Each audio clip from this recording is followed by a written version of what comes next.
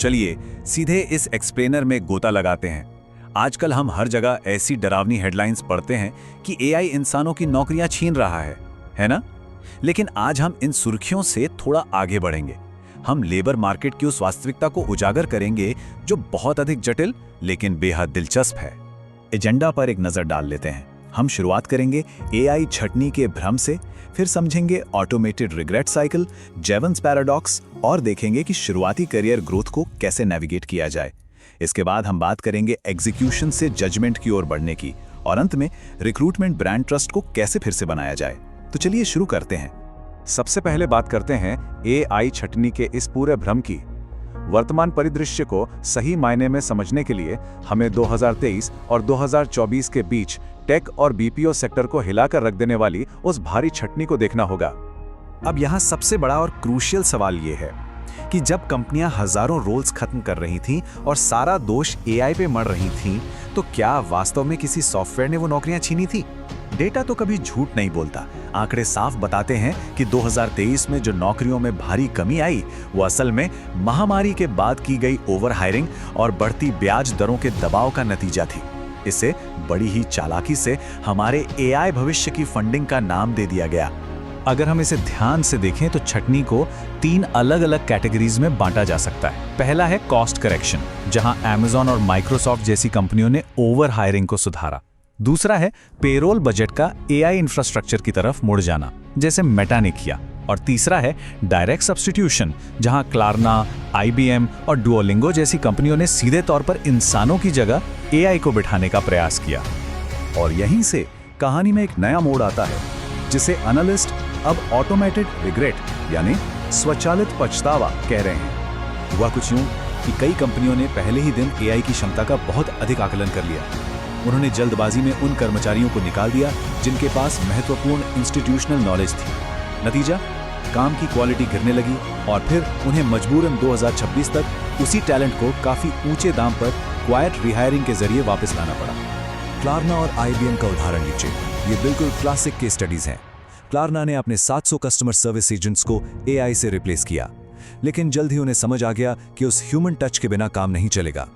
IBM को भी जटिल मानवीय विवादों को सुलझाने के लिए एचआर रोल्स में इंसानों को वापस लाना पड़ा। दोनों को ही समझ आ गया कि सिर्फ कॉस्ट कटिंग और एफिशिएंसी पर फोकस करने से क्वालिटी गिरती है, इसलिए उन्हें वापस हाइब्रिड मॉडल की तरफ मुड़ना पड़ा। अब आप सोच रहे होंगे कि क्या एआई सिर्फ उथल-पुथल ही मचाएगा? दिलचस्प बात यह है कि इतिहास और इकोनॉमिक्स हमें कुछ और ही बताते हैं। चलिए जेवंस पैराडॉक्स को समझते हैं। ये एक पुराना इकोनॉमिक्स सिद्धांत है जो कहता है कि जैसे जैसे तकनीकी प्रगति किसी संसाधन के इस्तेमाल को अधिक एफिशिएंट बनाती है, तो उसकी मांग घटने के बजाय असल में बढ़ जाती है। बिल्कुल वैसे ही जैसे प्रिंटिंग प्रेस के आने से किताबें लिखने और छापने वालों की नौकरियां खत्म नहीं हुई, बल्कि और बढ़ गईं। एआई के साथ भी यही हो रहा है। कॉग्निटिव वर्क यानी दिमागी काम की लागत कम होने से नए बिजनेस मॉडल बन रहे हैं, जिससे कुल मिलाकर इंसानी श्रम की मांग एक्सपैंड हो रही है। नीति आयोग का ये विजुअलाइजेशन इसे और भी स्पष्ट रूप से दिखाता है। एंटरप्राइज डिलीवरी का जो पिरामिड है, वो अब पूरी तरह से नया आकार ले रहा है। ये पैराडॉक्स हमें मजबूर कर रहा है कि हम ऐसी हाइब्रिड टीम्स बनाएं जहां इंसान और एआई एक साथ मिलकर बहुत ही गहराई से काम करें।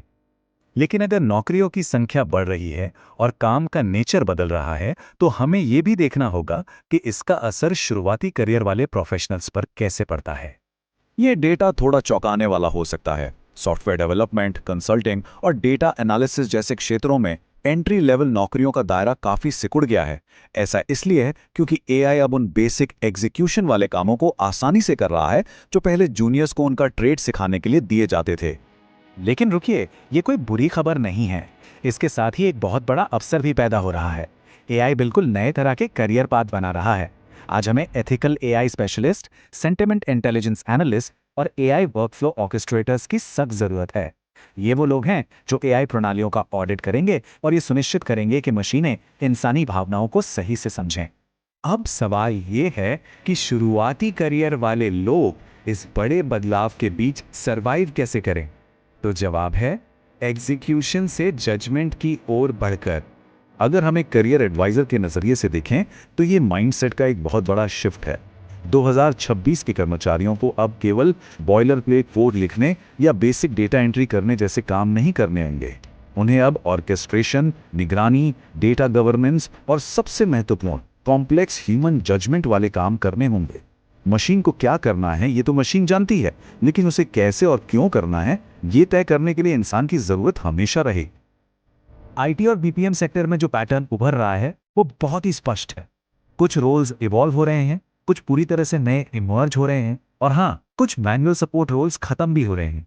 ये एक सीधा रोड मैप है जो हमें बताता है कि हमें अपनी स्किल्स को किस दिशा में अपग्रेड करना है। फाइनली, चलिए उन अधिकारियों और एचआर लीडर्स की बात करते हैं जिन्हें अपनी कंपनी के ब्रांड और रेपुटेशन को बचाते हुए इस उथल-पुथल को मैनेज करना है। देखिए, टैलेंटेड कैंडिडेट्स ने कंपनियों को छटनी करते और फिर चुपचाप वापस लोगों को काम पर रखते हुए बहुत करीब से देखा है। वो अब इन सब बातों को समझते हैं। इसका मतलब है कि कंपनियां अब टॉप टैलेंट को केवल हम AI फर्स्ट हैं जैसे फैंसी बज़वर्ड्स बोलकर अट्रैक्ट नहीं कर सकती। इस सिलिकॉन संचालित दुनिया में एक ह्यूमन सेंट्रिक ब्रांड होना ही सबसे क्रेडिबल पोजीशन है। लीडर्स को अपने रिक्रूटमेंट ब्रांड के उस टूटे हुए भरोसे को वापस बनाने के लिए कुछ बहुत ही ठोस कदम उठाने होंगे। करियर पेजों से केवल एफिशिएंसी वाली बातों को हटाकर AI और कर्मचारियों के बीच काम के बंटवारे को स्पष्ट करना होगा। उन्हें ऐसे अप्रेंटिसशिप प्रोग्राम डिजाइन करने होंगे जो नए लोगों को जजमेंट लेना सिखाएं, और उन टैलेंटेड लोगों की वापसी के लिए एलुमनी नेटवर्क को तैयार रखना होगा जो शायद पहले चले गए थे। अंत में ये कोट पूरी स्थिति को परफेक्टली समराइज करता है। जो लीडर्स AI को केवल कर्मचारियों की संख्या कम करने या कॉस्ट कटिंग के एक टूल के रूप में देखते हैं, वे भविष्य की टैलेंट वॉर हार जाएंगे। जीतने वाले वो होंगे जो AI को इंसानी क्षमता को एलिवेट करने और काम को नया स्वरूप देने वाले साधन के रूप में अपनाते हैं। और ये हमें आज के सबसे महत्वपूर्ण सवाल पर लाकर खड़ा कर देता है, क्या हम और हमारे संगठन भविष्य के काम को नया स्वरूप देने के लिए सच में तैयार हैं, या हम बस अगले ऑटोमेटेड रिग्रेट साइकिल का शिकार होने का इंतजार कर रहे हैं? इस बारे में जरूर सोचिएगा। इस बेहद दिलचस्प एक्सप्लेनर में हमारे साथ जुड़ने के लिए बहुत बहुत धन्यवाद।